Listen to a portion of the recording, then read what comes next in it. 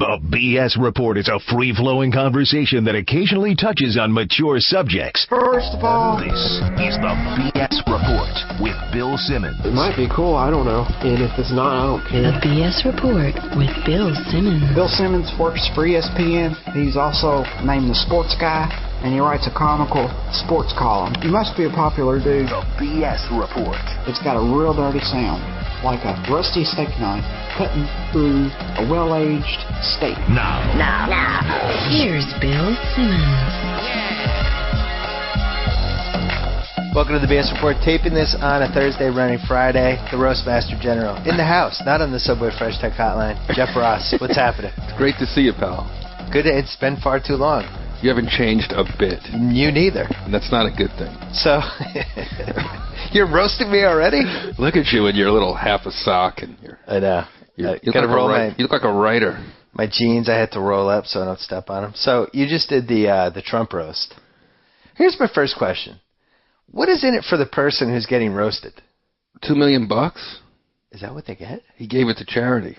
$2 million? That's what he got. Is that worth the abuse you take, though? Trump making fun of him is a national pastime. He doesn't feel those jokes anymore. That's true. I guess LeBron, he did the decision. He gave like $3 million to charity, and that's been like a year-long roast. You don't follow sports, but anyway. But I know about what happened. Yeah, I mean, that was basically a roast scenario where he just got torched. But that was not. He got publicly hung out to dry on that one. This was good-natured torching. I love when you attack somebody for 7 minutes and you're like, but you're a great guy and I love your spirit, and then you go over. It always cracks me up. You know, Trump, I had actually roasted him years ago for charity. Yeah. And I knew he'd be a little smug and a little stiff. Yeah.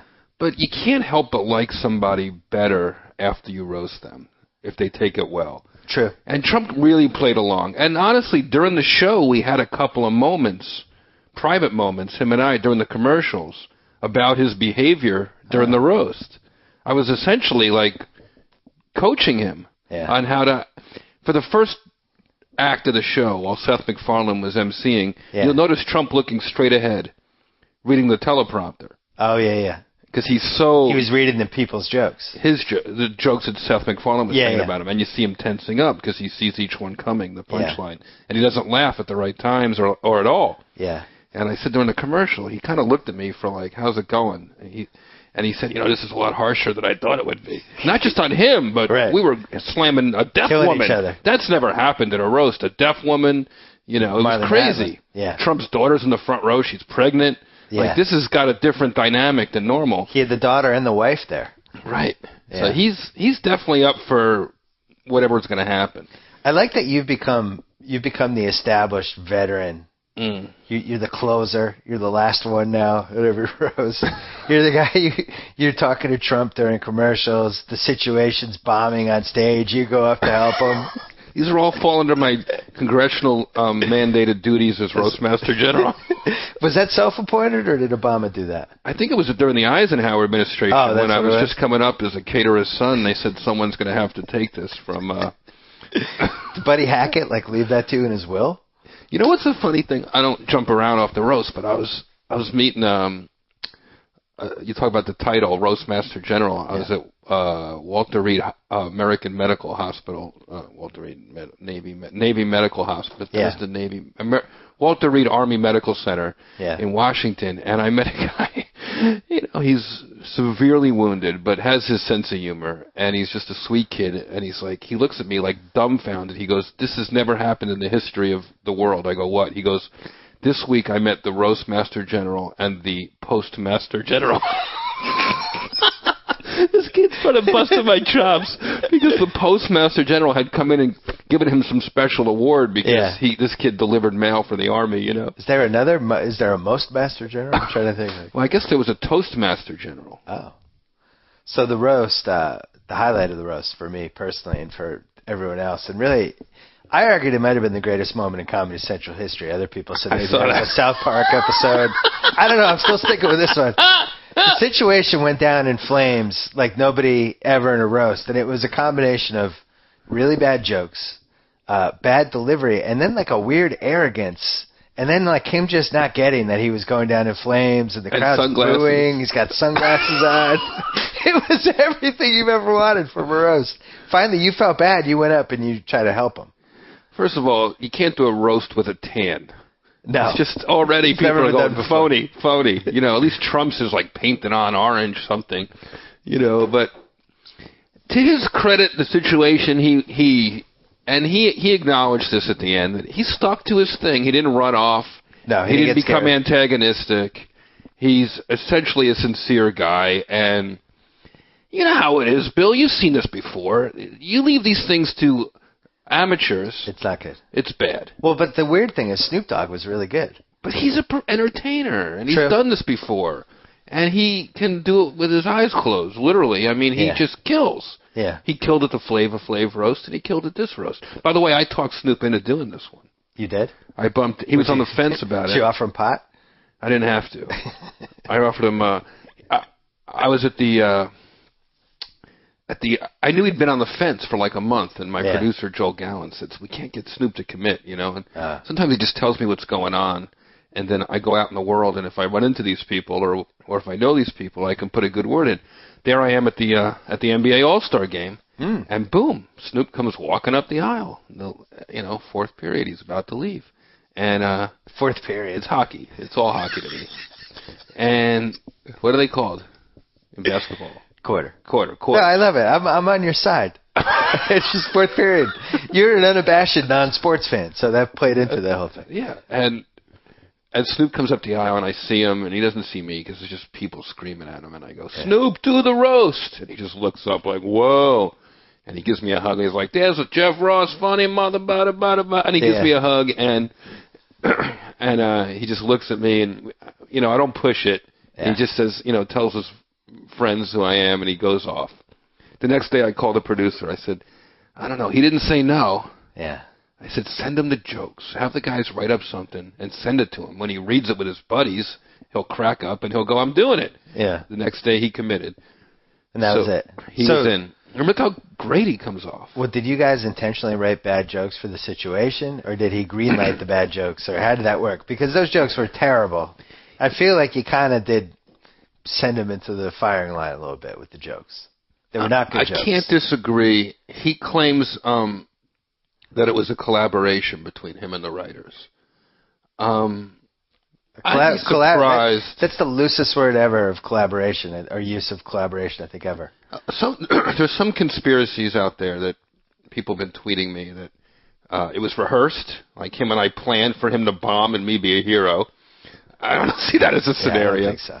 The other one was that he bombed on purpose, that the show wanted him to bomb on purpose to make him look bad and get press, which they would never do because when people bomb, usually they cut it out. Right. And the other theory is that he just had bad stuff and they just didn't really rehearse it the right way in his delivery, and that's what happened. The delivery was bad. Yeah. The material was bad, though, and it feels like you could have helped him out with a couple of better jokes. The way they should have done it. As the Roastmaster General, I feel like you failed. You feel failed bad. The nation. I feel bad. I can tell you feel bad. I see it in your eyes. I took responsibility by trying to improvise. You did. You tried to save it. But I never did see his script ahead of time. I didn't know what he was going to do. I was kind of left out of that one. Yeah. And you know, they started to like promote the roast on how bad he did, and I was like, no, it's not how good everyone else did. Like, yeah, don't publicize a bomb. But in the end, it was like. Huge. So, do you think he had an idea afterwards that he bombed? Because it didn't even seem like he realized. I think he was like, "Oh, I got booed, whoa," and then that was it. That show that he's on, the Jersey Shore, is one of those kind of shows where people just scream at him all the time. Yeah. So when he hears that. He's accomplished what he's been trained to do, which is get a reaction. Right. And that's what that show is. The more trouble you get in on the Jersey Shore, excuse me, Bill, the more camera time you get. Yeah. So that's what he was working on. And by the way, he thought that he did okay. You need to clear your throat. I'm sorry, man. I'm going to unmic you for a second. No, it's okay. It's early for you. It's 1 o'clock in West Coast. I just got up. I'm on Comedy Time. Craig Robinson and I performed at the Improv till 2 a.m. last night. I like how you emailed me back and you said you can't do the mornings because you don't start to get funny until the afternoon. It's true. You're like a college kid. It's about it comes about 4:30 in the morning. I'm still like up, whatever. You're a night owl. And then I start to go, I got to get up and do Simmons' podcast. I got to be able to make sense. I got to be able to put sentences together. I got to be coherent in 12 hours. It's like it takes me a while to ramp up. Yeah. Well, it's almost like you're a professional athlete because athletes, they have to peak from 7:30 to 10:30 at night. Right. And their whole day is based around just kind of biding their time until that peak, and they nap during the day. This is what a comic is. But comics are even later. Sometimes you'll be on the stage at 1 in the morning. I was up all night last night, goofing off. So back to the roast for a second. The situation. Did you like him personally? I'd met him before. We had done VH1's Divas Live Salute to the Troops, where I did a bit and he came out and snuck up behind me and we goofed off for a second. Both being from Jersey, we improvised a little bit. So there was a trust. Okay. And honestly, after he did his roast, he thought he did well. Because... He did? Listen, we should all have this blinders on kind of sometimes. Self-esteem? Listen, this is what makes somebody a star sometimes, is that he doesn't understand... And his whole thing was, hey, listen, man, I was out of my comfort zone, and I stuck to my script, and I didn't lose it. I didn't run off, so I feel like I did really well. Yeah. The bar's very low in his mind. He felt like people were reacting, so it was a success. Right. Yeah. Exactly. And if they had thrown chairs at him, would that have still been a reaction? That would have been better at the Hulk Hogan when he was there the year before for Hasselhoff. Yeah. But, so what am I supposed to say? He thinks he did well. He gave me a hug after. He did that weird thing. He sat back to me, and when it all sunk in, it took about 3 minutes. The next act was on, and he sat right next to me, and he did one of these. If this is me sitting right here, he went like this, right in my chest. He just whacked me, and that was like a love tap. At first I thought it was aggressive, like, how dare you interrupt me? Then I realized that's how he... Like, it was a great moment for him that you came up and you guys shared some sort of... Now, there was... He'd rather bomb and do improv with a professional comedian than just do it himself. There was a couple of jokes that got cut out. We probably can't say them on the podcast. One of them seemed like it was a little inappropriate racially. But the thing is, here's the thing, it's a roast. It's like... Kind of, aren't all bets off at a roast? Here's how it works with the editing. Yeah. This has been debated before on other shows and on this show. The jokes that don't work get cut out. Doesn't matter what they are. You want everybody to be represented the best. Yeah. Yeah. So, in this particular case, in all the cases, I did 17 minutes. They show 5 on television. 17 minutes? Because I'm closing. I'm having fun. I was high as a kite. I was riffing, and they use the highlights. And if a joke doesn't work, it's not because it's racist. It's not because it's misogynistic. It's not for homophobe. It's not for any reason that it didn't work. The jokes that work are the ones that make the broadcast. Well, let's talk about how much roasts have changed over the past 10 years. Because I was online last week, and I was watching the Shaq Roast and the Emmitt Smith Roast, which was 2002. Really? Jimmy's Roast, the one, you weren't at that one. Although you might have done some writing for it. I can't remember. So all this stuff's on YouTube now. Right. Shaq Roast, like, very low budget. Right. Very low budget. Well, it was never meant for broadcast. Right. And everybody comes out. They don't really know how to roast. Then Jimmy comes. Now, when I watched that in 2002, I was like, Jimmy killed. But you watch it now, and it's like it's an average roast performance for the jokes. But the lines that he was crossing in the moment were like gigantic. But now, when you see the roast in 2011, it's like every joke is pushing the line. That's interesting observation. Well, I never thought about it like that. In your one, the Emmitt Smith Roast, you came out. You're just throwing bombs. And people are having a heart attack, like they're laughing so hard. But it was like it was no real different than your 2011. But in 2002, it felt gargantuan. It was like, oh my God, what's he saying? Right. You did this wasn't a roast, it's a barbecue. You did the whole. No one had really gone for that, and it's just another chance to prove that in the hands of professionals, you can go there, quote unquote. As soon as you give it to amateurs, we've seen this before, it falls apart. So it shouldn't be a surprise that professional comedians can handle charged subjects. And in that particular roast, that Shaq Emmett Smith thing, it's on YouTube, by the way. I feel like it's awesome. I feel like YouTube. A black blues guy in the 50s who a white guy started covering my music, and I never made a penny on that thing, except for afterwards when Shaq took me out to play craps, I made like $1,000. It's your best roast performance, right? And well, part of it was the crowd. Hits. The whiter the crowd, the worse the reactions are. That's my roast theory. And maybe you should incorporate that for the next ones. Maybe you should look for a better balance. African-American audiences are the best comedy They're audiences. the greatest. I don't know why, but it just is. And they seem to enjoy the roast format the most. Right. And at Shaq, I don't think anybody has ever enjoyed being a part of a roast more than him. Flavor Flav, maybe. In the Emmett Smith roast, Shaq is he's keeled over the table, just almost unconscious from laughing so hard. Like, seriously, I don't think he's ever enjoyed anything more. His arms are so long, he was like pounding the floor on the other side of the table. It was like, and then here's the other thing about that Shaq roast, which was always interesting, was that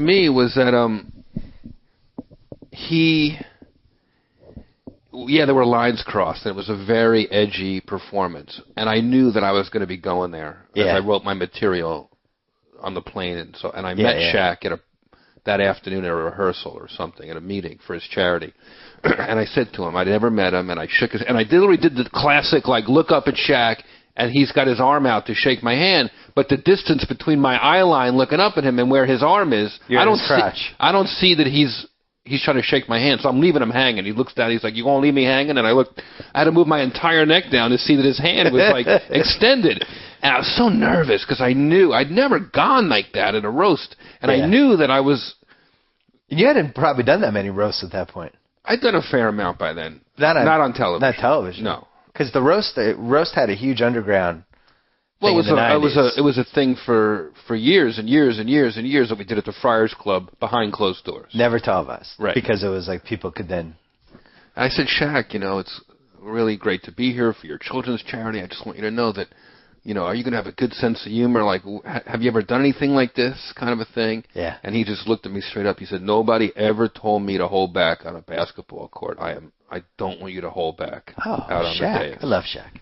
And I was like, wow, what a first-rate move, Yeah. So then I had the License to Kill. It's great. It was a good one. And that one also, we've talked about this before, but that had the Doug Williams, Jamie Foxx. That was the best. Just brutalized them. That had, I think that had the guy Torrey. When he came in, he started making fun of the Kings, and the owners were there, and they were getting mad. I don't think anybody... Now it's like you watch these things, and it's like everybody's just coming out with all the weapons. Like, you see Marlee Matlin on the dais, and you're like, people are coming after her right away. And she has to know what she's in for. There was never, in my experience, anyone as good a sport as greatest. Marlee Matlin. She couldn't have enjoyed it more. To have a deaf Oscar winner subject herself to this kind of jokes was amazing. And by the way, she was hilarious when she went up. It was such a fun roast, and to have her up there doing those self-deprecating, and then she finally came out there and just her first bit was so funny, and then the guy the standout, it seems like you always try one new guy in each one. Jeselnik was really good, I thought. He's hilarious. How old is he? He's in his early 30s. He's sort of like the way Whitney was, in that he wrote for the show on previous roasts, and then you bump him up. That's how I started. That's how Whitney started, and that's... Jeselnik's good. Yeah. You worried? You feel like he's coming next generation? I love it, man. He's my great. friends. He was really good. You need the roast to have new faces and new energy in order to keep going. And that's why I wrote the book, so that people learn how to do it, and then it grows as opposed to, gets old again. You had... it's also funny, the different people at the points of their careers. Like when Whitney Cummings came on the first roast, which I think was 3 roasts before, it was like one of those, Whitney Cummings, who the hell are you? Are you the hooker that blah, blah, blah? Right. And now it's like this one, it's like, Whitney Cummings, she's doing pretty well. She thinks she's doing great. Right. She's so skinny. Like, attacks on her looks, attacks on how well she's doing. Instant stardom come off these roasts. Yeah. And that's another thing that it's like a farm team. It's like a sports farm team. It's like you work on the roasts, and then you get bumped up to the to the starting lineup. I have figured out one thing about the roast. It seems like people have been trained to do this. If somebody turns their venom on you, or anyone, if somebody starts making jokes about you and they say something, the camera cuts to you, you just have to lean your head back and laugh as hard as possible. That's just the rule at the roast. It makes it look like you have a great sense of humor. That's the Lisa Lampanelli move. I told Trump after he finally got the hang of not looking at the teleprompter and trying to have fun. So he calls me back over during the next commercial. He's like, "Now what?" I go, "Well, you ready for phase 2 now?" He said, "What?" I said, "You don't have to laugh, but just smile." Yeah. And then the cameras will cut to you instead of the audience laughing at you. And you'll be on the show more, and it'll be all about you. And he's like, "Now I understand." I get it now. Seth MacFarlane, is he the permanent host now? I don't know. What do you think? I enjoy having his sort of... I don't totally know what's in it for him. Doesn't he have $300 million?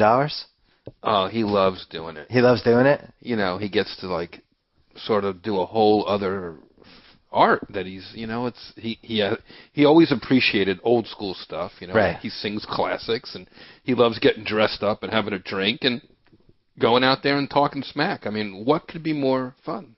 Nothing. So what do you think was the single best joke that you didn't tell? Oh, wow. Single best crafted delivered joke. Oh, boy, that you were let's just say 1, 2 come to my mind right away. Well, those have to be the 2 because those are the 2 that you were jealous of when they were said. Right. Yeah. And the first one was Snoop Dogg saying, "We can bleep it. Maybe you could run for President, Trump. You're used to, it wouldn't be the first time you kicked a black family out of their house." Yeah, that was a great one. Right. That was written by a writer named Mike Rowe. Okay. Who writes for Futurama and other shows, and is just a hilarious guy. And the other one was Whitney Cummings' joke about the situation. She goes, "Sometimes you pull your stomach up, to show this situation." And then she moves her hand up over her face, and she said, "What are you going to use to cover up this situation?" I was dying. I was dying that you did tell your face. I didn't expect it, but he had such You improvised tell your face. Which has now come full circle. We used to make fun of you for tell your face, and now it's actually become funny to not be funny that it's funny. It's gone 3 levels. It's now funny again. "Hey, Trump, you having a good time?" And he nods. He really did have that puss on his face that he just can't get rid of sometimes. Face. That also could have been the name of your book. Tell Your Face. Tell Your Face. Maybe that's the name of the next one. I like that idea. Tell Your Face. TellYourFace.com. Someone already bought it. Great, thanks. Joe, me bleep it. You don't own TellYourFace.com? My original website, I think, was TellYourFace.com. I might go. I don't even know. That's a good one. So what's next in the roast circles? Who's next? Who's the next target? Who would be good, Bill? They don't know yet. I just have to mention this before we go. I think the most brutal joke, just situation, all that stuff, was whoever last time with Hulk Hogan made the joke about Brooke Hogan being a man. Oh, what was that one? I forget. It was the last roast. It was the roast before this one. It was something where the punchline was that Brooke Hogan was a guy. And it was just, as a dad of a daughter, it was just brutal. I was like, oh, you go after the daughters, that's tough. Well, I did the one Trump joke where I said, "We have a lot in common. We both love New York. We both play golf, and we both fantasize about your daughter." Which everyone told me I can't do. And I got out there, and I was like, I'm last. What have I got to lose? And yeah, you're last. I have a certain swagger now where if I really cross the line, I can back off it a little bit. Well, the last time you were on the podcast, you told a great story about, it was either Chappelle or Jamie Foxx at the point of your career. Chappelle, 5 years ago, when you were like, "This roast thing's beneath me now. I want to do this. I want to do that." And Chappelle said, "Stay your lane. Pick a lane." Pick a lane. Because roasting I could not have imagined that it would get this popular. When I started doing these roasts, it was like jousting. Yeah. It was a lost art. Like journalism is now. Fencing. Like newspapers.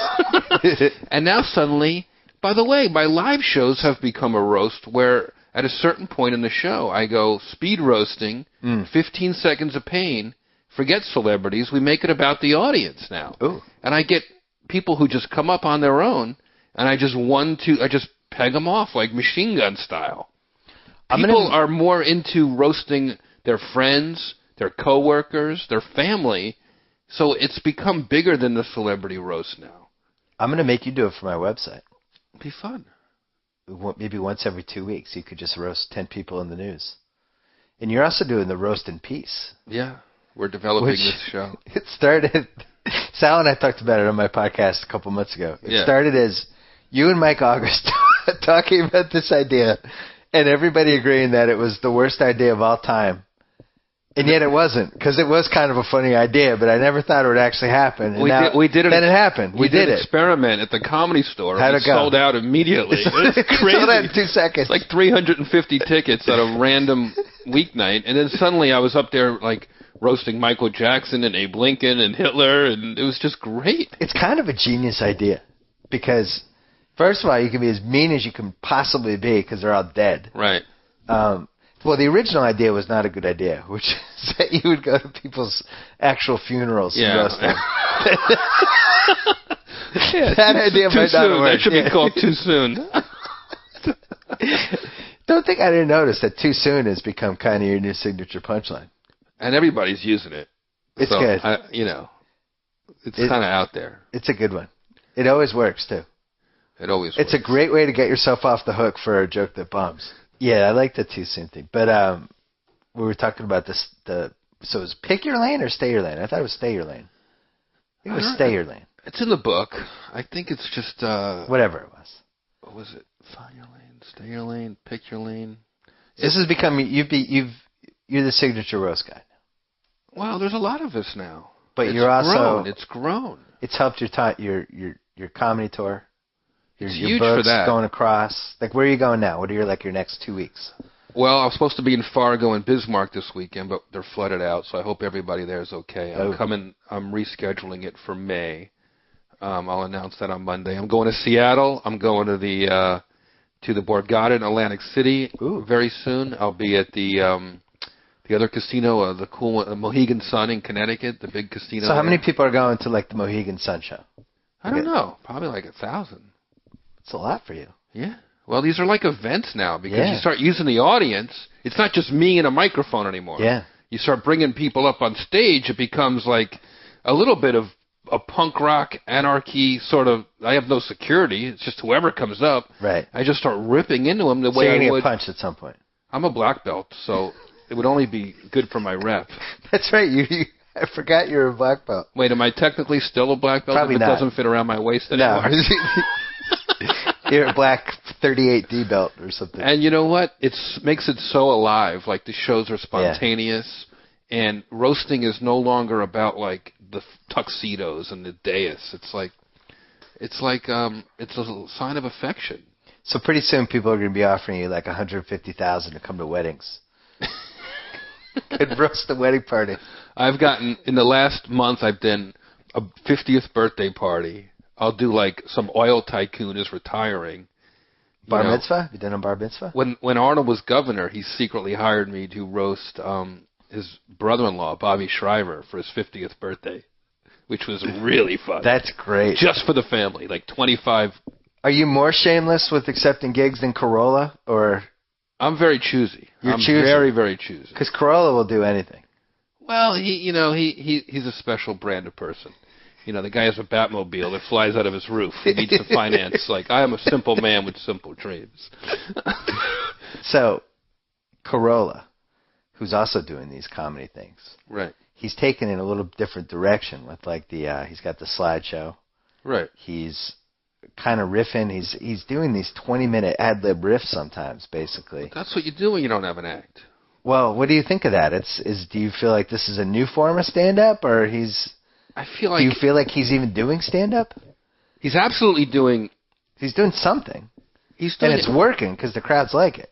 By the way, he's selling out everywhere. Yeah. Everywhere I go, he's already been there or he's coming. And I've done a couple of these shows with him. Mm. And it's kind of a nice evolution of who he is. He's always been an amazing improviser. Yeah. So now he's improvising in a nightclub, which people aren't normally expecting in a nightclub. They're expecting a more written show.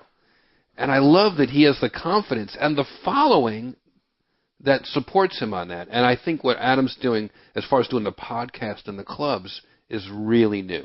and I always love new. And that's what makes it interesting to me to watch. Do the other comics, are they up, down, don't care? Because he's not doing a traditional thing, but he's selling out. Like, I mean, the comics bitterness? Yeah, I don't think so, because Adam's an established name. If Adam hadn't paid his dues, don't forget, when we were all having parties and goofing off at the Man Show till all hours of the night, Adam would always have to leave to go do Loveline. He's very disciplined. Right. He's not like lazy in a way that he doesn't want to work. Yeah. Maybe he doesn't want to rehearse or prepare, but he's always on time and he always delivers. So people are not going to hate on that. Yeah, his fatal flaw is, it'll be fine. Yeah. You show up at 5:58 for a 6 o'clock thing, but then he does it. He turns it on, and he's always been able to do that. So I feel like he's not a traditional stand-up, but he has respect for it. Yeah. He doesn't sort of push it off in the corners of, I'm not part of that.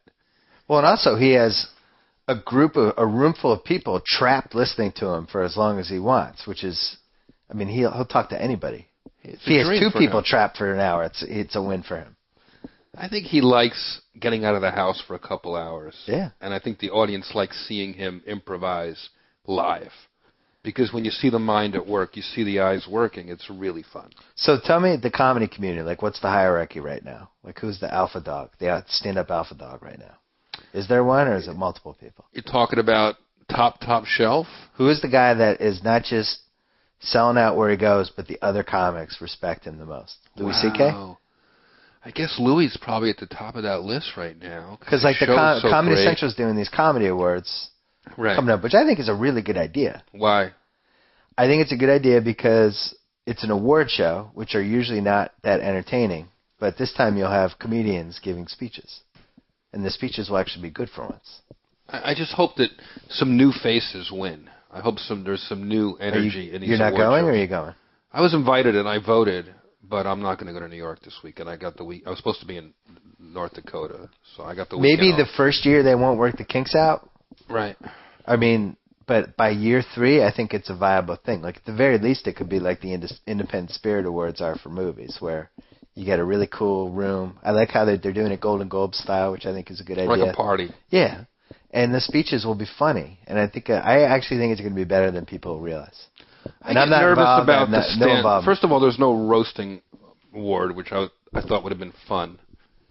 I would have had a roasting award. The roasts aren't represented on it, which I thought was, it's like their big show. I like how you're disappointed that the award that you would have had the best chance to win isn't represented. I don't see it that way. I see myself on a team, and no one on the team gets But you picked. would have probably won the roasting award. Not necessarily. They would have had newcomer or something, or not necessarily. I'm not saying it had to be about me. All right. I don't mind, That would have been like me saying, I wish they had a podcast columnist award. This isn't fair, because you're the first one to say, I wasn't even thinking about my own set at the Trump roast. I was thinking about everybody else all the way through the show. You are like that. If the show is good, then I win. But you would have had the best chance of the roast award. Okay. Well, one of them. Or at least presenting it. Maybe Greg Giraldo wins, like when Peter Finch won for Network, like posthumous. That would have been interesting. Yeah, they usually like that. They could have had Giraldo, except for Giraldo. I do think it's a good idea, though, and I would like to know, because it seems like they took the voting process seriously, and they got a nice cross-section of people. Right. And I'm sure there's an award for best stand-up or whatever. There is. And there's some really, really great people. Who got nominated? I saw Louis C.K. was in there. I know Whitney Cummings was in there, and a few others. Huh. I thought that some of the comedy choices were like people who've already won a lot of Emmys and stuff, so it was like, they're just trying to get big stars on the network. So I always like when you see new people win an award. It's so interesting when somebody who's never won anything. Well, aren't they? They're going to do like a best new comedian or whatever. Isn't that one of them? I know. Newcomer or something like that. Yeah. So who do you remember who's up for that? I know Whitney was in there. Yeah. She's not a newcomer, though. She's been around for 10 years. Well, her first special aired this year. And so you're saying best newcomer would be like you had to have a special. You'd have to have a big year. Which makes sense. A lot of parallels to the porn awards. Best new starlet. Interesting. Chelsea Handler's up for one in each. By the way, you talk about who's on top right now. She's really, really making a lot of... She sold out Radio City Music Hall. Unbelievable. And I love it because she's just a Jersey girl. Women like her. Women feel like I could be friends with her. And that goes, you get that whole audience if you can get that vibe going. Like, she's my wife funny. likes her. If she's on, my wife likes it. She'll watch it. Yeah, she's very funny. Yeah. So who else? So Louis C.K. Who else is in, like, the Mount Rushmore right now? I have a shorter list than most people. Chris Rock's always at the top of my list. He doesn't do stand-up anymore, though. Exactly. He's doing a Broadway show. I mean, talk about an inspiration to comedians. He's doing a Broadway show. Is it a comedy show, though? I don't know. Nobody knows the details? It's in rehearsals. Is it like a musical? No. So what is it? So to me, it's just an evolution of a comedian using his stage chops to do something new and interesting. And I always respect that. Somebody who's out of their comfort zone, trying something that they may not be great at, but they won't know till they do it. Plus, it saves the world from another Chris Rock movie for like a year. Dare you? Well, come on. I thought you were going to say... Yeah. You should have said too soon for that. Too soon. Too bad. Too soon for his IMDb. Too obvious. Too obvious. Too obvious. Well, the musical, though, that would take advantage of. On stage, I think he has the most charisma of anybody. He's amazing. He's very good at just having like a certain energy to him as he walks around. He's got that big smile on his face.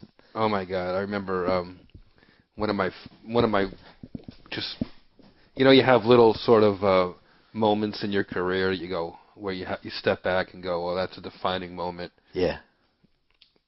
I remember a couple of years back, I had just gotten to know Chris Rock and obviously just think the world of him and his specials. And I was on stage at Caroline's, and I came off stage, and my hometown crowd, good crowd, and it's a Thursday night, my opening night of a 4-night run. Yep. And I come off stage, and Chris Rock is in the back, and he goes, "Hey, good set, man," and he takes off. And I go, "Whoa, you were watching me?" And I stop him, and he goes, "Yeah." I go, "Well, next time you got to go on. I didn't know you were here. You should go on next time." He goes, "Oh, maybe I'll come back." But he just wanted to watch me, and I was so flattered. Friday goes by, 2 sold-out shows. Saturday comes by, 2 sold-out shows. Sunday, my last day there, I'm on stage. I'm 30 minutes into my act, and I'm just about to do what I normally do, which is bring up somebody from the audience, a volunteer, to play piano while I close up with my love poems. And out of the darkness, I just see a Yankees cap just coming straight up the middle of the room without any introduction or anything. And I'm like, what the heck is going on? I just see somebody coming up on stage before I even... And it's Rock. And I see it before the audience. And he turns around, and I don't have to say anything. And they go, bananas. I mean, It's like Chris Rock is on stage now on this random rainy Sunday at Caroline's. Yeah. And... I'm like, whoa. He's like, and I put the mic over by his mouth. He says, "Hey, you told me to come back. I thought I would come back." And the crowd, I go, "Well, you want to do a few minutes?" And the crowd just goes crazy. Yeah. And he starts to take the mic, and I pull it away. And I go, "Well, let me give you a proper introduction." He goes, "Okay." And he backs off. He does his little very polite bow. Yeah. And I said, "Please welcome my favorite comedian of all time, Dave Chappelle." And he just falls out laughing.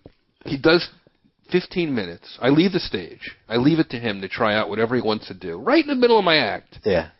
And at the end of his 15 minutes, he goes, "I'm going to bring it back to Jeff." I mean, he just got it like a standing O. Wow. And I go back up, and he leaves. I finish my show. I bring up a piano. Adam Duritz was there, so I brought him up to play keyboard at that point. I really needed something special. Yeah. And I did my love poems, and I come off stage, and Rock is gone. I'm thinking, wow, that was weird. He tried to bum rush my show, and then he just left, and I was he kind of just left me there to clean up his. That's a tough act to follow in my own show, and I was like, oh man, I did it, but he doesn't even know I did it. He kind of left right when and then about 2 weeks later, I'm in L.A. and I run into him, the Improv on Melrose. And before I could say a word, he gives me a slap on the shoulder. He goes, "How rat-packy was that? That was really rat-packy. That was awesome." It occurred to me, he had no doubt that I could go back up after him and finish my set in front of my crowd. He didn't even question. And I thought, wow, what a validation. Like he wasn't going to throw you off. He knew you weren't that afraid of following him. He knew it was not an issue. Yeah. And I felt so made in that moment. He knew before I knew.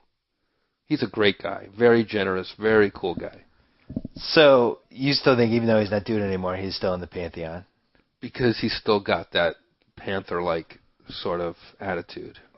There's been rumors that Eddie might come back. That'd be fun to see. Have you heard those rumors? I hear those rumors, but I never saw him on stage. I mean, I personally think he's the most naturally gifted stand-up ever. My favorite all-time show. He has to be, right? He's Me and got to my be the high number school one buddies best. piled into the car, and we went down to the Capitol Theater in Passaic. I don't think it's there anymore. You're talking about like 82, 83? And the Busboys opened up. Oh, that was the Delirious tour. It was so good. The greatest. Eddie All Murphy time. in a leather suit. He's just at the peak of his powers. You know, people, and it never even occurred to me at that age that I was seeing a comedian. Yeah. You know, all the comedians I liked back then were, to me, they were rock stars. They dressed like, you know, Blues Brothers, Eddie Murphy, Steve Martin. They all did music and played like stadiums. Yeah. I didn't even Pryor know what was like stand-up was. I thought they were all in the same world as Kiss and Led Zeppelin. It didn't even occur to me that these were stand-up comics. Murphy, I mean, that's almost 30 years now. Yeah. I made him my Twitter avatar for a couple weeks. I had this great picture of him in 48 hours with a cigarette out of his mouth. And a lot of people were like, why is Eddie Murphy your avatar? And it struck me that you have to be a certain age group to really totally understand. You had to have been there, I think. It's one of those had to have been there. There's no comparison. The way he did stand-up and then crossed into movies like that, effortless, seemed like it was effortless. He took everything Pryor was doing and just put it on steroids and HGH, basically. Because I think when you watch the old Pryor stuff now, and the Pryor, for his time, was really super inventive. Right. But compared to Eddie, it just doesn't, it's not the same.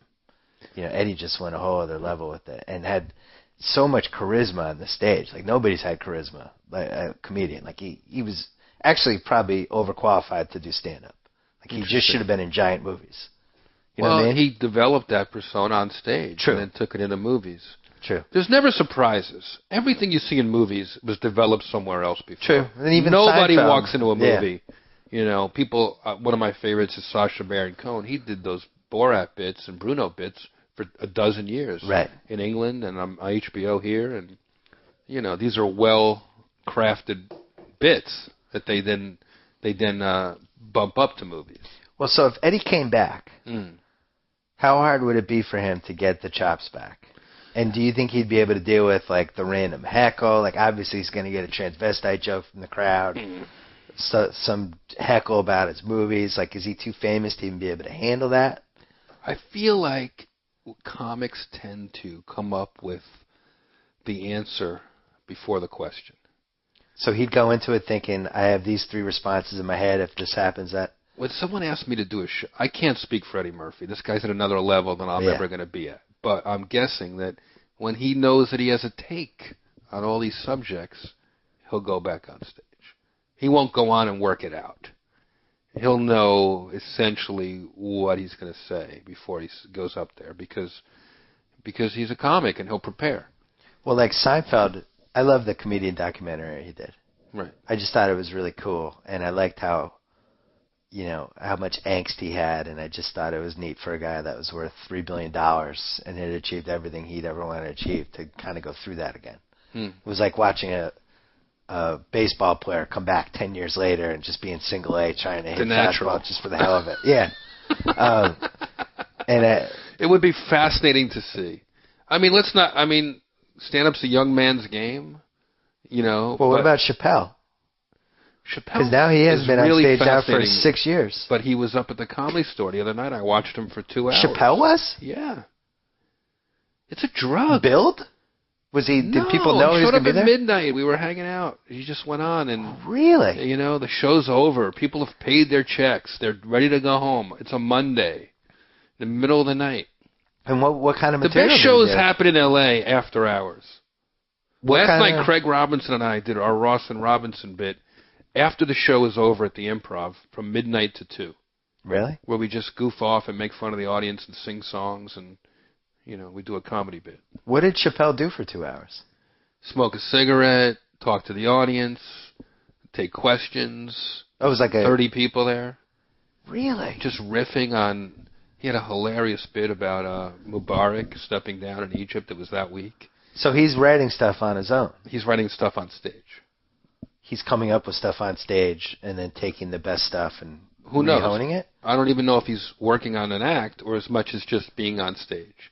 He's always, I've known him my entire career, he's always worked out his thoughts on stage. He's essentially a quiet guy off stage. Do you feel like mentally he's 100%? He was hilarious. What's he like personally? He's always his same self, subdued, gentle. Well, why would this guy disappear like this? Well, first of all, he started doing comedy in high school. So you think he's almost like... He's in his mid-30s. A young athlete who got famous, or like a young child actor who got famous too soon or something? No, it's not too anything. I mean, you do something for your entire life, and you're rich, and now you have a wife and kids and live on a farm. Are we sure he's rich? Yeah. Because he got that big $50 million deal, but he also reneged on it like 6 months in. Like, I don't know if he cashed in. Yeah, but he was doing stand-up and movies, and, you know... I don't think he's got FU money, though. He doesn't need it. He doesn't live that kind of life. So does he live in California? He lives in Ohio. Huh.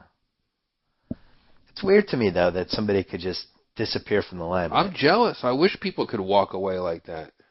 Or not even walk. Take a break. Let's call it taking a break. So you think he might come back? Of course. Because now it's been enough time that if he came back with a killer show, I think people would be legitimately fired up. I mean, that's a home run. Chappelle was working every single night all through his college years. I bought him his first beer in New York when he graduated high school. Every single night making college gigs. And he was doing Arsenio. And he had development deals. And he actually got on movies. And he was in a Mel Brooks movie. He was in a Tom Hanks movie. Larry Sanders, Con Air. How much money... do you need? Plus, he's got property and a family that he adores. I like that he doesn't have to chase it. Well, I'm going to say the same thing that Phil Jackson said to Michael Jeffrey Jordan in 1995 when Jordan was playing baseball. I remember it well. And he said his way to try to guilt trip him into coming back was saying, "You have a rare gift that very, very few people are given. Sure. And forget about the fact that anybody else would kill for that gift. Like, it's just not that many people are given it. And it's almost like you have a responsibility to use it. Because almost anybody else would kill to use it. And it doesn't have to be like you're selfish. Right. It doesn't have to mean that, it's all about your ego. It's right. just like this God only picks 4 or 5 or 6 people and they say, here's the keys to the kingdom, and you're one of those people. That's and that fair. eventually worked on Jordan. It also, to add to that, if you're Chappelle, is you also have to protect that gift. And when you're not ready to use it, you dilute counter. it. I like the counter. You dilute it. And Chappelle, like most great comics, wait till they have something important and profound to talk about. So you're saying he has so much respect for the gift that he doesn't want to keep doing it until he feels like he can show it the proper amount of time, material, all that stuff. Right. Interesting. It's got to be... I don't think it's true, but it's a good, interesting counter.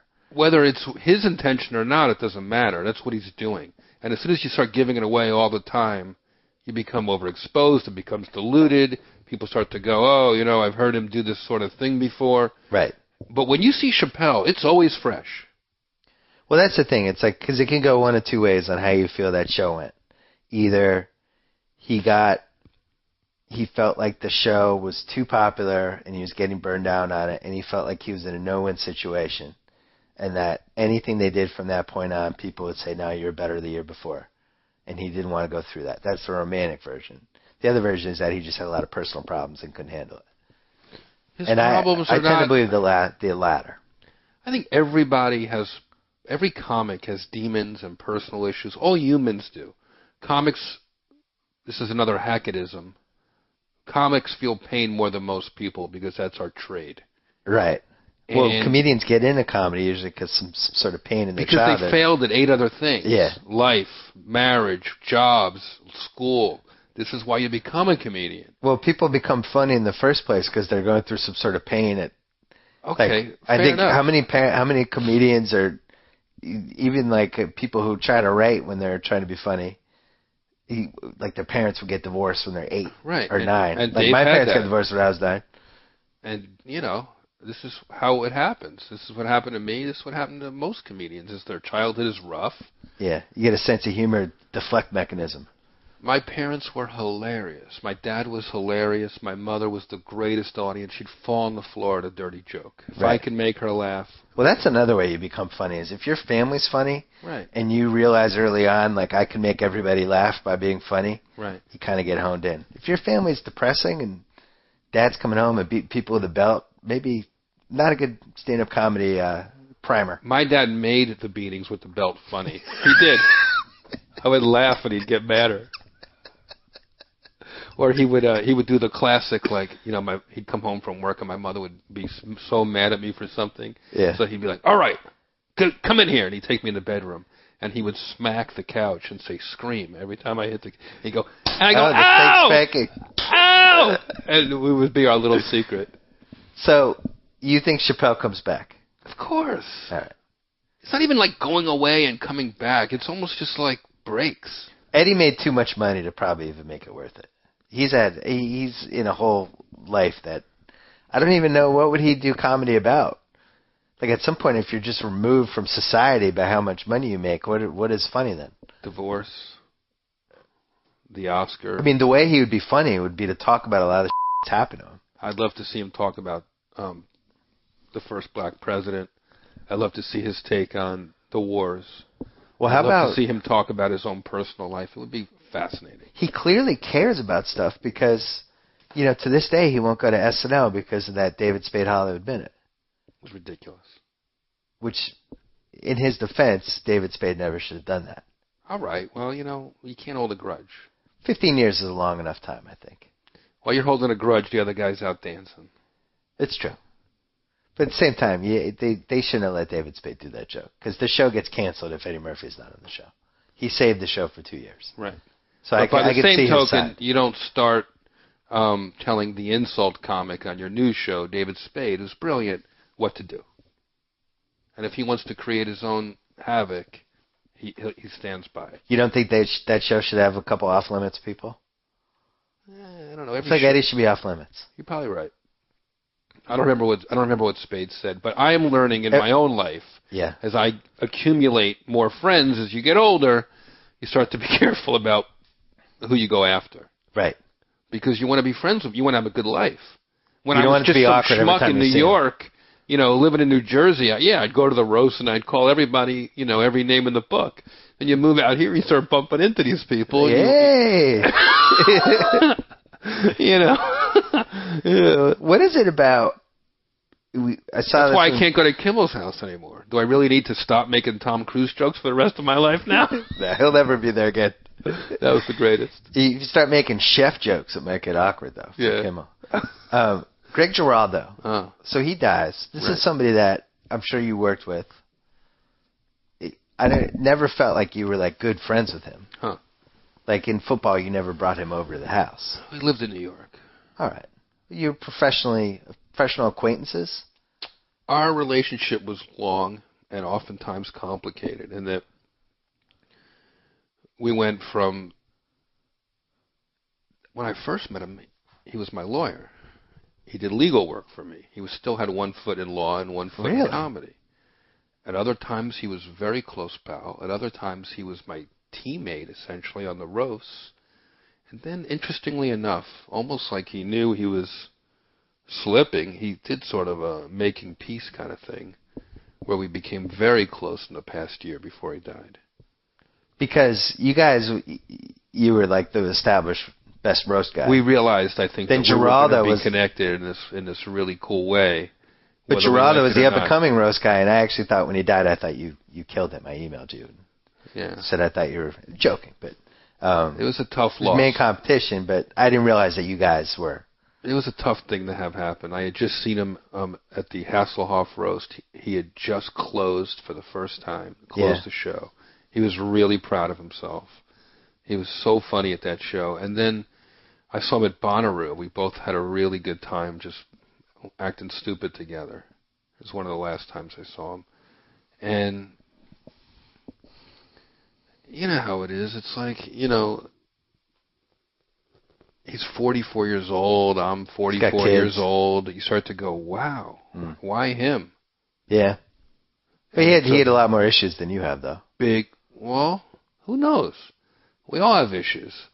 So to me, I go, it's almost like, once you get over the sadness of losing a teammate, yeah, you start to think of like, I'm always like, well, what do you learn from this?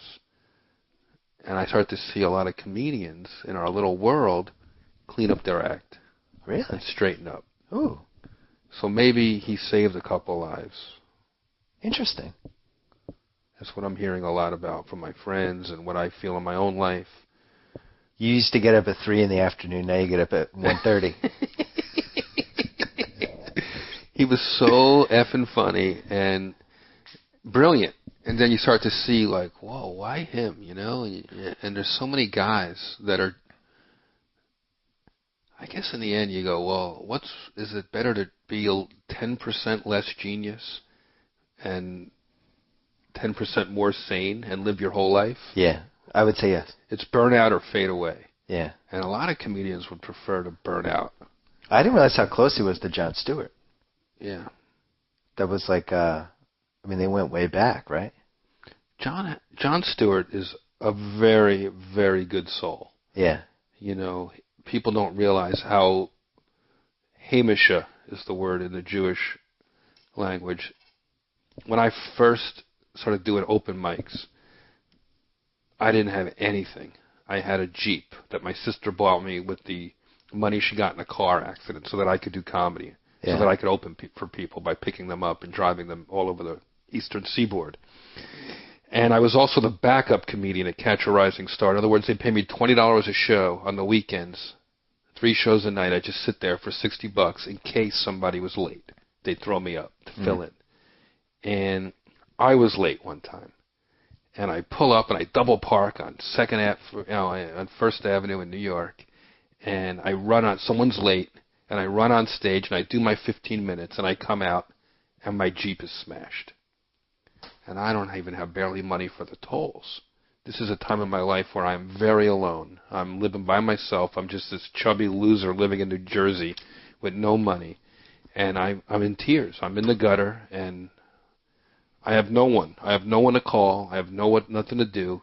And Jon Stewart saunters out of the club, and he's like, I saw the guy's license plate. I wrote it down, and I'm going to ask this other comic if we can borrow his AAA car to get you a tow back to your house in New Jersey.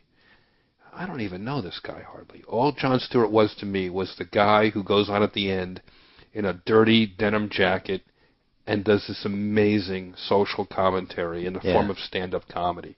He would lay on the stage and scream at the ceiling. He didn't care at all what the audience thought. And he was just a remarkable guy right from his early time. And he's a guy that, you know, he's doing that show all the time, but I think he would be in the stand-up pantheon, right, if he was just concentrated on that? I think his show is stand-up in a lot of ways. But, I mean, if he was touring, right, he would be the most successful stand-up act, I think. I think you're right. Very, very. And probably is secretly on the side, just in the little gigs that he gets from time to time. You know what he does? It's all for him now. He does a lot of benefits and speaking engagements like that around New York. You'll see him pop up in dirty boots and jeans and, you know. Well, let's go back to Giraldo for a second, because one of the things I always notice when a comedian dies, when the comedian's alive, and I don't know if it's because it's everybody's on the same team, as you point out, but it's also very competitive. And it's one of those things that it almost takes a comedian to die for everybody to say, oh, this guy was great, and for this love fest to happen. And yet it very rarely happens when the person's alive. Why is that? The irony is, you know, Greg instantly becomes the star that we all wanted him and expected him to be. Yeah. It puts it on a fast track. It's very similar to music. Like in music, like somebody like Evan Dando will die. Mm-hmm. It'd be like Evan Dando or Jeff Buckley. They're very talented guys, but it's like there's such a celebration of how great they were. But it makes me feel bad, like that there was no celebration when the guy was alive. He probably would have liked to have known all this stuff, right? Interesting. Like if you're Greg Giraldo, it would have been nice to know that all these comedians really respected you like this. It's kind of unfair. Irony, you know. It's like I was in New Brunswick, New Jersey last weekend. Yeah. which is where he passed away. And was this for the special for him or something? I was there performing at the comedy club there. Yeah. Where he was performing his last gig. Yeah. Where he never even made the weekend, the Saturday. And I'm in the same hotel. And, you know, when you're on the roast with someone, you hear their name all day anyway. Everywhere I go, I hear the same few names. You know, I love Whitney, I love Lisa, I love Greg, you know, and I love it. These are my friends. Yeah. This is my show. It like makes me so happy. It's like a ball players hearing about their teammates and what's going on with them, and like, you know, it's a family. And then when Greg passed, it tripled. It quadrupled. Everybody, everywhere I go, offers their condolences. Really? Or they make tasteless jokes, or they just want to tell me that they feel bad, or, you know, so you start to hear the name all day. And I don't know what it is. Like, to answer your question, just when people pass away, it's just, it goes to legend instantly. And in Greg's case, if you watch the special that aired, it holds up. Yeah. Because as sad as the interviews are, we're all sort of losing it talking about him. It smashes to these clips of him ripping the roof off the comedy clubs and the roasts, and you go, whoa. I mean, we should have appreciated him more while he was around. I mean, we did, but it's like, when you start cutting it in together like that, and you see it as a retrospective, you know, we don't always see life like narrowed down into a bullet points like that. And it was heavy. It was heavy being down there that same weekend when everybody was talking about him. It was just a weird feeling in the club, and I dedicated my shows to him. And was he my best friend? No. Has he become, in a lot of ways, more dear to me? I think he probably has. And plus, because you guys are the same age, probably. It's chilling. It's always a chilling weird. thought. We had a guy from my high school class die a couple weeks ago, and it's the first guy from my class that I knew, and it's just it hits you, especially I think once you pass 40, I think it just hits you a different way. I had a lot more difficulty with it than I thought I was going to. Huh. But you start to question your own choices, and you go, how did I get here, and why am I the lucky one? And you can't help it. Comedian, it's like, when we lose somebody, you know, people go, you're this, you're this, you're this, you know, people will say, you're from New Jersey, or they'll say, you're a Jewish guy, or they'll say, you're a college graduate. There's all these labels that the Census Bureau could put on us, but when you're a comedian, it trumps it all. It's a religion. And I am a comedian before I am anything else. And when a comedian needs help, or if a comedian calls me and asks me for a favor, it's more important than any executive or manager or agent calling. Doesn't matter who the comedian is. Even if it's a situation. Well, he's not a comedian. He's a tragedy. He's an unmedian.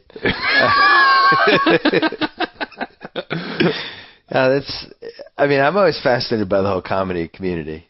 Some of my favorite podcasts I've had have been with comedians, because it always turns into Inside the Actor Studio for whoever it is. Because you guys are on the road, you're traveling, you're doing your thing, and then you're bumping into the guys at the club, but I don't know, I just think it's kind of riveting, the whole thing. I think your life is the fact that you can get heckled at your job, and you have to learn how to deal with the heckles, and there's all kinds of stuff you deal with that nobody else on the planet deals with. No one else, and by the way, it's the most versatile job. Like if I had to go through my last week of the things I did, there's no other job that would be as diverse and the surreal of it all. And one day you're in the middle of nowhere in Fargo, and the next day you're surrounded by politicians in Washington, and the next day you're at a German military hospital, you know, talking to guys who, I don't want to finish the sentence, but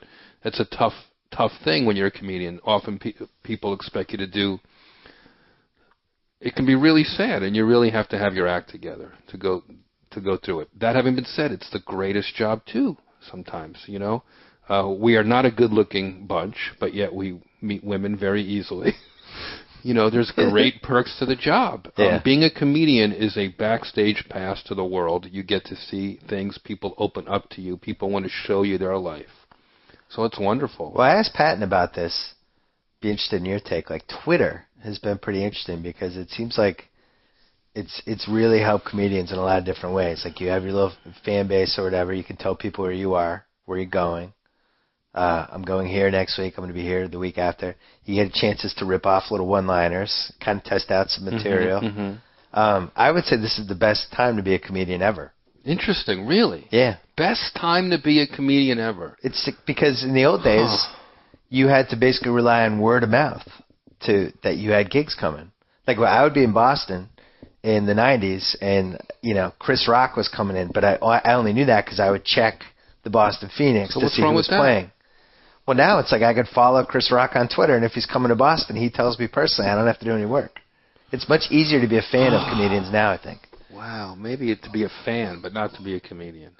No, I think to be a comedian, it's gotten more complicated. Yeah. Because Twitter's fun because you can 140 characters is essentially Henny Youngman, the king of the one-liners. Yeah, and there's an art to it, too, that's a little bit different than delivering a joke, but it's got a lot of the same principles, right? Right. And it's like, the economic use of words, how do you get it in there without, using like ridiculous yous and twos to say other things.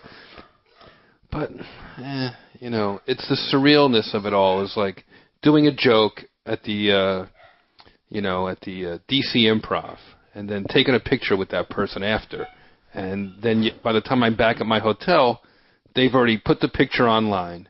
That's a little weird. Everything I've called them during the speed roasting section is all now like their new nickname, so all their friends are tweeting them that nickname. On Facebook, yeah. Oh, look, gay umpire in row 4, that's right. Me. It was the most fun ever, and... Well, also for you, isn't it, like if a lot of that stuff's on YouTube, because in the old days, comedians would just do their jokes city to city, and nobody knew that they were doing a lot of the same material or the same thing, and now it's like... You can't repeat. It's much trickier. You might have a whole riff, but people have seen it on YouTube already, and it's like there's no surprise at all. Although people will get mad if you don't do the bits that they brought their friend to see. Well, then it turns into the Steve Martin. You read Steve Martin's book, right? Yeah. That was fascinating about how when he realized he was doing a show for people who knew all the material and all that, he was like become a jukebox. Right. And that was the turnoff for him. I don't think that flies so much anymore. I always try to give an homage to stuff I've done in the past, but bring something fresh to it. That having been said, you can't show up at the roast unless your material is... I like to try them out. Although Tell Your Face, I think, is timeless. Well, you always have something to go to if you're stuck. I was really like looking at him with that puss and said, I got to try something new. But I remember like trying out... when I first started doing the roasts, I was saying those jokes out loud for the first time. Yeah. Now I have a few weeks' notice. I go out every night at the clubs, and I try out what I'm going to say to Donald Trump. Right. Sometimes I bring someone up on stage, and I say, you're going to be Donald Trump, and I'll read my notes. 4 days before the Trump roast, I was in D.C. every night trying out the jokes. Then I went to Walter Reed Hospital and had guys with no arms and no legs with the greatest sense of humor, and I'm reading Donald Trump jokes to them. Right. The most depressing environment in the world, and then, 3 days later, you're surrounded by Donald Trump and all these crazy celebrities doing the exact same material. Like, the roasts have transcended having to explain what they are. It's like... Do you think comedy in 2011, like, the country becomes more PC every year? And that you watch these roasts and people are saying jokes that if you said in any other format would be like a huge deal. I mean, you're still like the Michael Richards line can't be crossed. Right. Obviously where there's real anger behind what somebody's saying. But it seems like roasts, it's like anything goes. And I can't think of any other part of society except for anonymous message boards. Is the only other place where you could just say anything and it's okay. That's what makes like everybody understands. So fun. But how much longer can that last? It's been going on for 100 years. The roast has been going on for 100 years. No. And I think you make a great point, is like the line. There's no line. That's all ridiculous. You talk about Michael Richards. The line that wasn't a line. That was bad comedy. There's funny and not funny. Yep. People can use the N-word, and it's hilarious. Done by professionals that are competent. Pretty tough for a white guy to pull that off, though. Well, you know what? A lot of white guys have done it and continue to do it. Maybe not as much because it's a little charged needs to be done right now. very carefully. But I had a big joke in a special once where I used it, and it was fine. I don't know if I would do it now because we've kind of slid past that, and it seems antiquated to say it now. But also, like, the internet just seems like if you slip up at all, it's just everybody's got to pile on. Like, think about when Sarah got into the thing with Conan O'Brien or Kilborn show or whoever's show that was, 9 years ago? Right. I think that would be a bigger deal now. You know, you make a point about the Michael Richards thing. That same year that he slipped and said the N-word out of... it wasn't a slip. He kind of went crazy. He was improvising. Here's what he was doing. I know what he was doing, but it wasn't defensible. No. He wasn't doing stand-up. He was imitating Lenny Bruce. He's not a stand-up comic. Right. That next day, I went by the Improv, and they said, how do you, as a person who advocates free speech... And on stage, were you insulted they took Michael Richards' picture down? I said, honestly, I was insulted when they put it up. Because he's a sitcom star and he's an actor. Yeah. This is for comedians. Yeah. Then that same year, Bill, we went and roasted Flava Flav.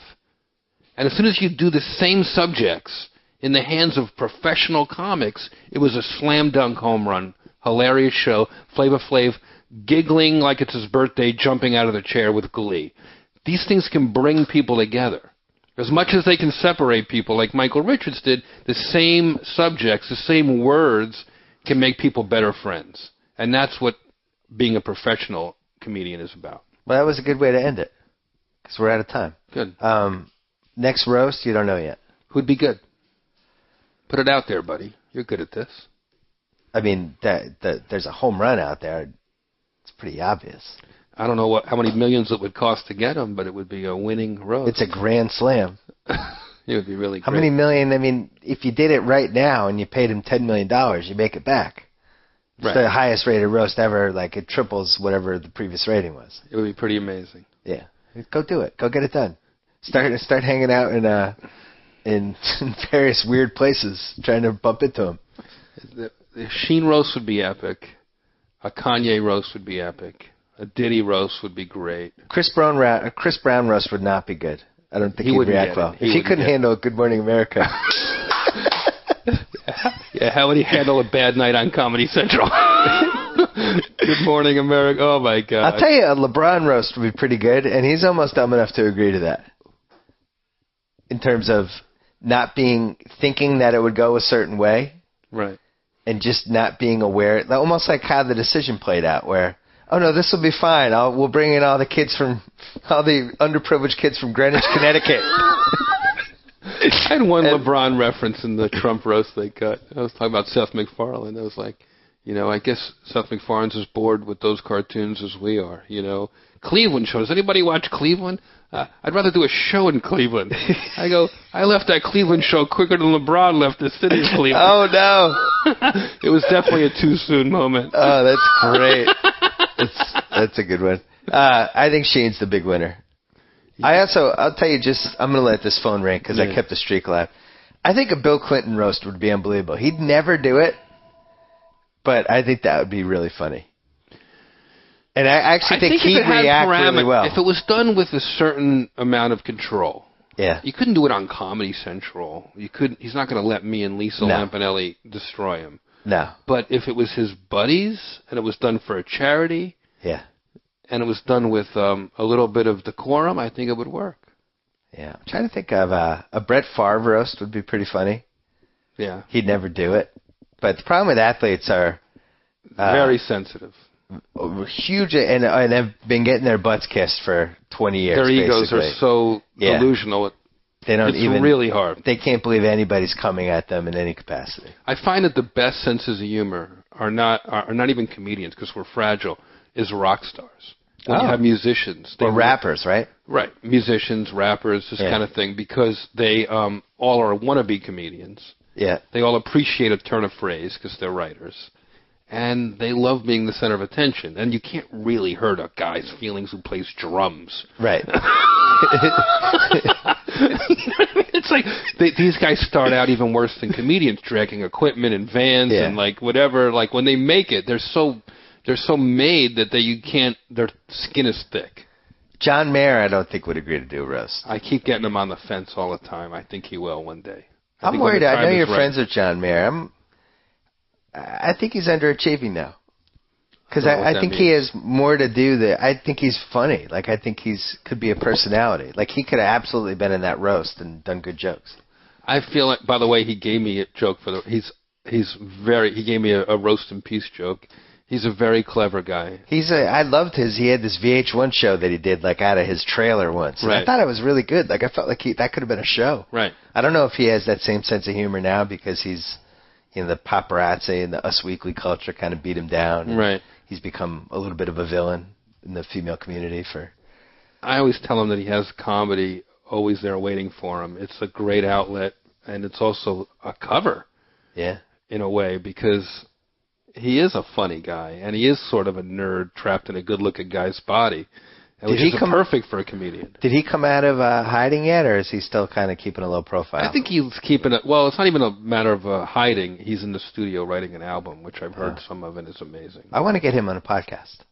Let's make that happen. I like him. I think he's a solid dude. He is. And you know what? He's a guy in his late 20s who dated a lot of women, and they doesn't make him any different than a lot of the people I knew in my late 20s. I feel like in a way took some heat. He crossed Aniston. You can't cross Aniston. They're friends. I'm just saying that whole he talked out of school a little bit, and the whole female community just turned on him. Yeah, they don't like that. They don't like talking out of school. I think when you have that sort of all those cameras facing you, you don't know how to react sometimes. And I think there's this maturity there that people are going to discover about him. That is, he's a very sophisticated thinker. So, he reminds me of Affleck a little bit because Affleck got caught up in that whole thing. The duck? Well, what do you mean? Affleck? Oh no, Affleck, the J-Lo thing. He got caught in his life kind of spiraled out of control. It seemed like that happened a little bit. John Mayer, and then he kind of regrouped. He got married. His life settled down a little bit. He's still a really smart guy, and he's kind of figured out what his lanes are, as you would say. I see. As Chappelle would say. As Chappelle would say to you. I think the fun thing about Mayer is that maybe you get beaten up in the press a little bit for some of your conquests and some of the things you say, and then the good thing about being a songwriter is you get to channel that into the... And then people go, well, what's he going to come out with? And that's where we're at right now with him. He's also underrated because he's probably one of the best guitar players alive right now. And he's amazing. And somehow that's gotten lost in this whole thing. Right. He's a bluesman. Yeah. And I hope he finds his lane. I think when you hear his new album, you're going to be really impressed. All right. I'm glad you're hanging out with musicians. Hey, man. How many depressing comics can I talk to? Jeff Ross, around reading your basketball book all day, but I already sleep enough. For you read about the fourth period of the Lakers game? Jeff Ross, we will see you. You're going to the Borgata. You're going where else? I'm going to the Mohegan Sun. I'm going to Seattle. I'm going to Fargo, Bismarck. All this year on Twitter. Portland. Real Jeffrey Ross. That's your Twitter handle. Tweet me, you tweeters. And what's your website? Roastmastergeneral.com. All my live dates are right there. There you go. Simmons, always a cathartic experience. Mr. Ross, let's go. We'll have put on smoking jackets and just go sit in the back and talk about what just happened. I hope you got something to eat in this joint before I pass out. I'll talk to you. So I get to sign off. Whoa! Thank you for downloading the BS Report with Bill Simmons. Too much fun. Check out more podcasts at the iTunes Music Store or at Podcenter at ESPNradio.com. Peace out.